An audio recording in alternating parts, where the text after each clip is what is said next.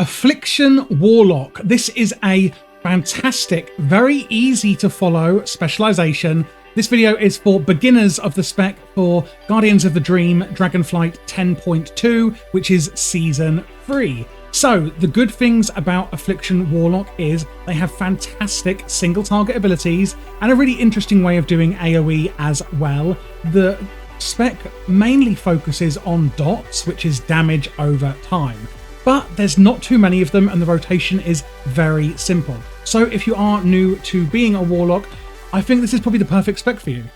Now, first of all, we're going to look at the stat priority, and I always like to look at it as a pyramid. So on the bottom here, this is the largest amount you're going to want, going up to the top where verse you want, just a tiny little bit. If possible, it doesn't really matter. So first of all, you're going to want as much haste as possible, then mastery, then crit, and then verse. It's as simple as that. And before we actually get into the core rotation of the build itself, I just want to take you through some of the basic cooldowns and utilities that you have at your disposal so we can see how these actually fit into your core rotation.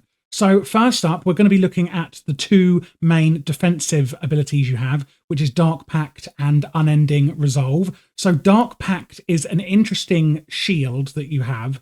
It's going to sacrifice 20% of your current health, but it will then shield you for 200% of the amount that you sacrificed. So it's a really, really interesting one there.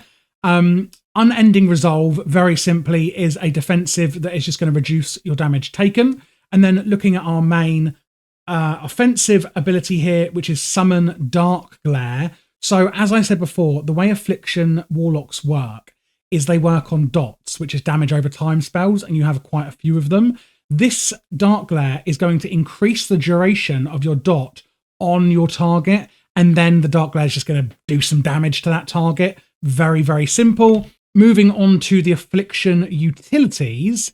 First of all, I think we're all going to know the health stone. So you can summon a soul well and give yourself a health stone, or to your other party members. This is almost like a second health potion that Warlocks can give out.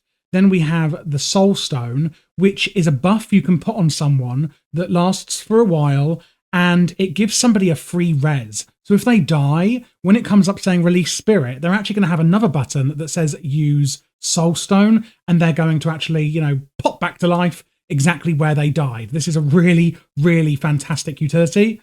Then we've got a bit more of a specific use case one, which is Demonic Gateway. You've probably seen this one as well. You post or place one gateway here and one gateway there. People can teleport from one to the other, and then it gives you a bit of a cooldown before you can do it again. If you need to skip past some mobs or go from one side of the room to another on a boss, this is really good. Burning Rush is the Warlock's class-specific speed boost. Now, most classes, it's like a 5-second speed boost, and that's it. With the Warlock, and there's actually a picture of it just here, it's called Burning Rush, and this gives you a speed boost and you toggle it so it lasts forever. However, it's going to very slowly, incrementally chip away at your health as you're using it, so you can't have it toggled on literally forever unless you have some healing coming in. It is a very minor amount of health that you do lose, so I wouldn't worry about it. And then we have curses. Now, these are for all different situations, and I'm not going to go through every individual curse that you have because I feel like that may be overwhelming. Basically, you've got, a curse that slows the enemy, a curse that interrupts spell casting and stops them from casting for a few seconds, things like that. I would say after this video, just have a look through the spellbook if you like and check what ones you have available to you. Regarding the actual talent build that you're going to take, I will put a picture here so you can see what to choose if you'd like to click and slot it yourself. And I will also put an import string below in the description if you want to just copy and paste that and import the entire talent build without really caring why you're choosing it. I do always recommend that after watching my guides, you at some point, maybe when you're a bit more familiar with the class or the spec, that you just have a look through the talents and kind of see how things slot together. And it can give you a bit more kind of understanding of the class, but don't worry, you're not going to really need to know if you are just looking to jump right into the action and play, because next up, I'm going to be going through the actual core rotation. So now that we're actually in game, I am going to show you the core rotation. There is about 7 spells that you're going to use overall, and honestly, it's quite underwhelming, this rotation.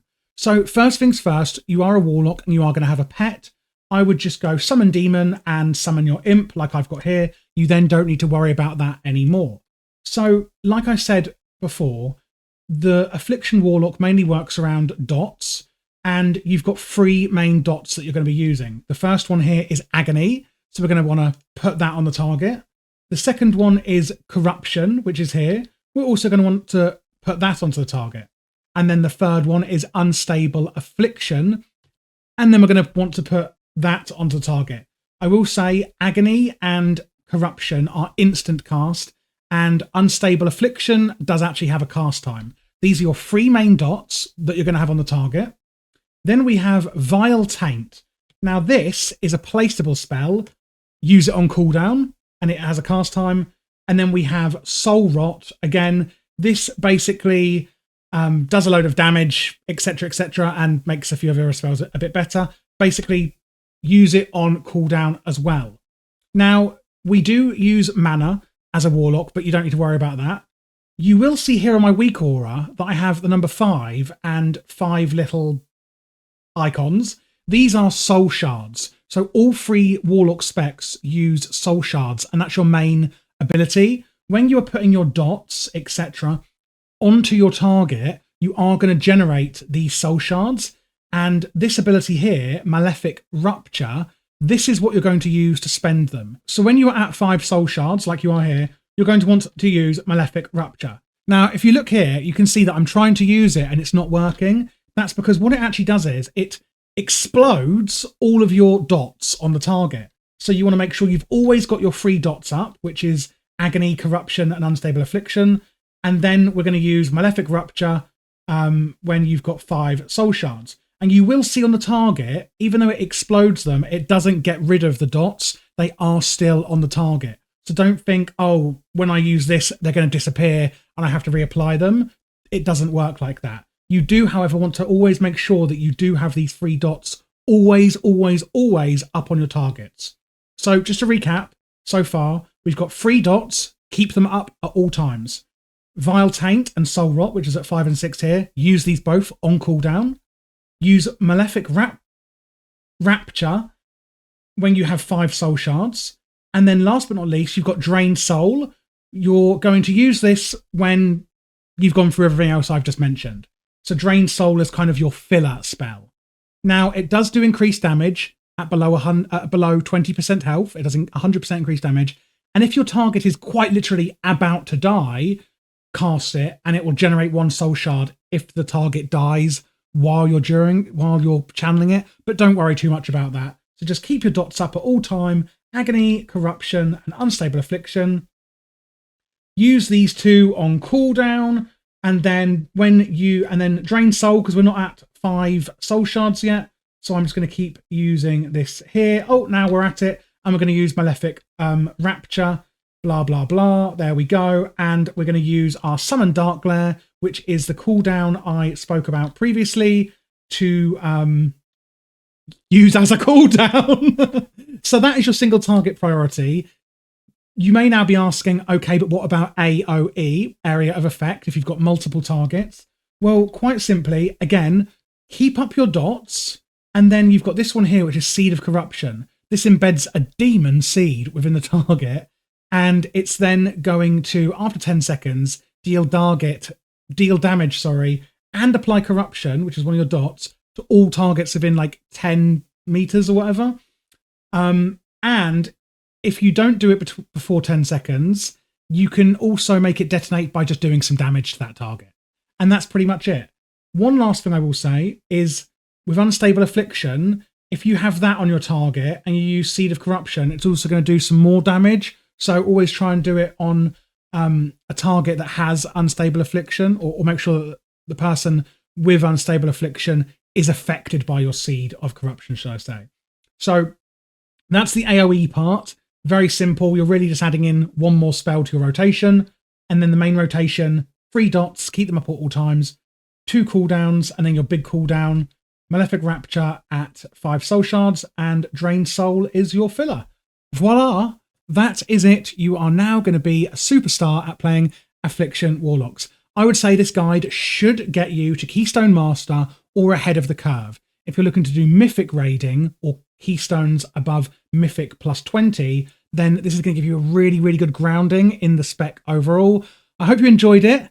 Do check out my other Warlock videos, which is Demonology and Destruction. If you're new to Warlock and you're not sure which spec you want to choose, they are all fairly simple. I would say Affliction is probably the simplest, but Destruction and Demonology are both very straightforward. They just work in very different ways. It's not like other specs, like with a Hunter, where Beast Mastery is really simple, Marksmanship is very fast-paced but straightforward, and then Survival is just, well, that's a whole nother level. They're all really unique specs, but they're all pretty straightforward. Let me know what you think down in the comments below, and please don't forget to subscribe, because I am doing all spec videos for 10.2 Dragonflight Season 3.